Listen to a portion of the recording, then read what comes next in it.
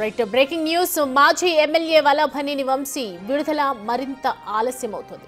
నిన్న సత్యవర్ధన్ కిడ్నాప్ కేసులో బెయిల్ వచ్చింది. అయినా ఆయన జైలు నుంచి బయటికి రాలేదు. అయితే వంశీపై మొత్తం 4 కేసులున్నాయి. సత్యవర్ధన్ కిడ్నాప్, గన్నవరం టీడీపీ ఆఫీసుపై దాడి, ల్యాండ్ కబ్జా, అక్రమ మైనింగ్ కేసులు ఉన్నాయి. 3 కేసుల్లో వంశీకి బెయిల్ వచ్చింది. కానీ గన్నవరం టీడీపీ ఆఫీసు దాడి కేసులో మాత్రం సిఐడి నమోదు చేసిన కేసులో రిమాండ్ ఖైదీగానే ఉన్నారు. ఆ కేసులో కోర్టు మే 21 వరకు రిమాండ్ విధించింది. 22న గన్నవరం టీడీపీ ఆఫీసు దాడి కేసులో బెయిల్ వచ్చే అవకాశం కూడా ఉంది. ఆ కేసులో కూడా బెయిల్ వస్తే వల్లభనేని జైలు నుంచి విడుదలయ్యే అవకాశం ఖాయం.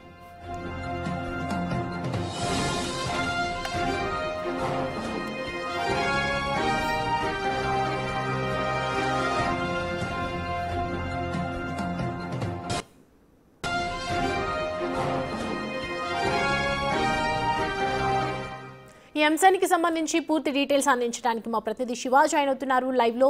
శివ, చూస్తున్నాం వల్లభనేని వంశీకి సంబంధించి 3 కేసులకు బెయిల్ వచ్చినప్పటికీ ఒక టీడీపీ గన్నవరం ఆఫీస్కి సంబంధించి ఆ దాడికి సంబంధించి ఇంకా బెయిల్ వచ్చే అవకాశాలు లేవా? అంటే ఎప్పుడు బెయిల్ వచ్చే అవకాశాలు ఉన్నాయి? అసలు జైల్లోనే ఇంకా ఉండాల్సిందేనా? సమయం మొత్తం మీద చూసుకుంటే తెలుగుదేశం పార్టీ కేంద్ర కార్యాలయం సత్యవర్ధన్ కిడ్నాప్ కేసు, అలాగే గన్నవరం నియోజకవర్గంలో 4 మండలాల పరిధిలో భూ అక్రమాలు, దౌర్జన్యాలు, బెదిరింపులు, కబ్జాలకు సంబంధించి కూడా వల్లభనేని వంశీపై దాదాపుగా 17 కేసులు నమోదైన పరిస్థితి కనిపించింది. ఈ 17 కేసులకు సంబంధించి కూడా ఇప్పటికే 4 కేసుల్లో ఆయనకి బెయిల్ మంజూరైన పరిస్థితి కనిపించింది. తాజాగా సత్యవర్ధన్ కిడ్నాప్ కేసు వ్యవహారానికి సంబంధించి ఎస్సీ ఎస్టీ న్యాయస్థానం నిన్న 50,000 పూచీకత్తు 2 షూరిటీతో ఇవ్వాలని చెప్పి కూడా బెయిల్ మంజూరు చేసిన పరిస్థితి కనిపించింది. ప్రస్తుతం ఆయన అనారోగ్య సమస్యలతో శ్వాసకోశ ఇబ్బందితో నిన్న హాస్పిటల్లో కూడా చికిత్స పొందుకొని మళ్ళీ విజయవాడ సబ్ జైలుకి తరలించారు. అయితే ఆయనకి అన్ని కేసులకు సంబంధించి, అంటే ఇప్పటివరకు పీటీ వారెంట్ దాఖలు చేసిన అన్ని కేసులకు సంబంధించి కూడా బెయిల్ మంజూరైన పరిస్థితి కనిపించింది. కేవలం గన్నవరం టీడీపీ కార్యాలయం దాడి ఘటనకు సంబంధించి కూడా సిఐడి విచారణ చేపడుతున్న నేపథ్యంలో దానికి సంబంధించిన బెయిల్ పిటిషన్ కూడా పెండింగ్లో ఉంది. అది కూడా ఈ నెల 21వ తేదీన బెయిల్కి సంబంధించి తుది తీర్పు వెలువడే అవకాశం కనిపిస్తూ ఉంది. ఆయన అనారోగ్య సమస్యలు దృష్టిలో పెట్టుకొని ఆయన ఆరోగ్యంగా ఉండటం పాటు అలాగే జైల్లో అనారోగ్య సమస్యలతో ఇబ్బందులు పడుతున్న నేపథ్యంలో కూడా బెయిల్ మంజూరు చేయాలని చెప్పి కూడా ఇప్పటికే సిఐడి న్యాయస్థానంలో వంశీ తరపు న్యాయవాదులు కోరిన పరిస్థితి కనిపించింది. అలాగే ఇటీవల రిమాండ్ పొడిగింపు సమయంలో కూడా వంశీ స్వయంగా తన ఆరోగ్య సమస్యలకు సంబంధించి ఏ రకంగా ఉన్న ఏమిటి అనే దానికి సంబంధించి పూర్తి స్థాయిలో వివరించే ప్రయత్నం కూడా చేశారు. న్యాయమూర్తికి అదే వివరాలను కూడా అందజేసిన పరిస్థితి కనిపించింది. అన్ని కేసుల్లో బెయిల్ వచ్చినప్పటికీ వంశీ మాత్రం విడుదల కావడానికి మరొక వారం 10 రోజుల సమయం పట్టే అవకాశం కనిపిస్తూ ఉంది. తెలుగుదేశం గన్నవరం కార్యాలయం దాడి ఘటనలో కనుక బెయిల్ వస్తే ఆయన 22వ తేదీన విడుదలయ్యే అవకాశం కనిపిస్తోంది. ఒకవేళ ఈ లోపల ఆయనపై పెండింగ్లో ఉన్న 12 కేసులకు సంబంధించి పోలీసులు పీటీ వారెంట్ కనుక దాఖలు చేస్తే ఆయన విడుదల మరికొంత జాప్యం అయ్యే అవకాశాలు కూడా కనిపిస్తున్నాయి. అయితే గన్నవరం టీడీపీ కార్యాలయంలో బెయిల్ వస్తేనే 22 విడుదలవుతారు.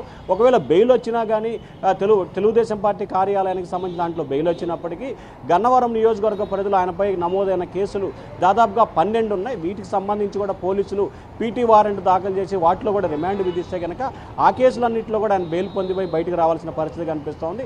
ఒకవేళ పోలీసులు ఇప్పటికే 90 రోజులు జైల్లో ఉన్నాడు కాబట్టి తర్వాత చూడాలనే అంశాన్ని పరిగణలోకి తీసుకుంటే అనారోగ్య సమస్యలు దృష్టిలో పెట్టుకొని పీటీ వారెంట్ కనుక దాఖలు చేయకపోతే టీడీపీ కార్యాలయంలో సిఐడి కోర్టులో కనుక బెయిల్ మంజూరు అయితే 22వ తేదీన విడుదలయ్యే అవకాశాలు కనిపిస్తా ఉన్నాయి. సౌమ్య, అయితే శివ, దీనికి సంబంధించి ఇప్పుడు గత కొద్ది రోజులుగా వల్లభనేని వంశీ జైల్లోనే ఉన్నటువంటి నేపథ్యంలో ఇప్పటివరకు వైసీపీ నేతలు ఏమైనా స్పందించడం కానీ జరిగిందా? దీనికి సంబంధించి ఓన్లీ సిఐడిలో న్యాయ తరపులు మాత్రమే కోరుతూ ఉన్నారు.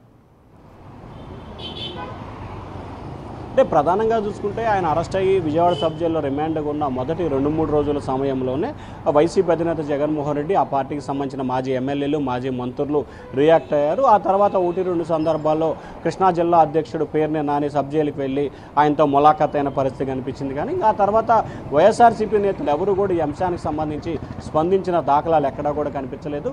కనీసం దీనికి సంబంధించి ఎటువంటి ప్రకటన కూడా చేసిన పరిస్థితి కనిపించలేదు. కేవలం అరెస్టు సమయంలో, రిమాండ్ విధించిన సమయంలో మాత్రమే ప్రభుత్వం కక్షపూరితంగా వ్యవహరిస్తుంది.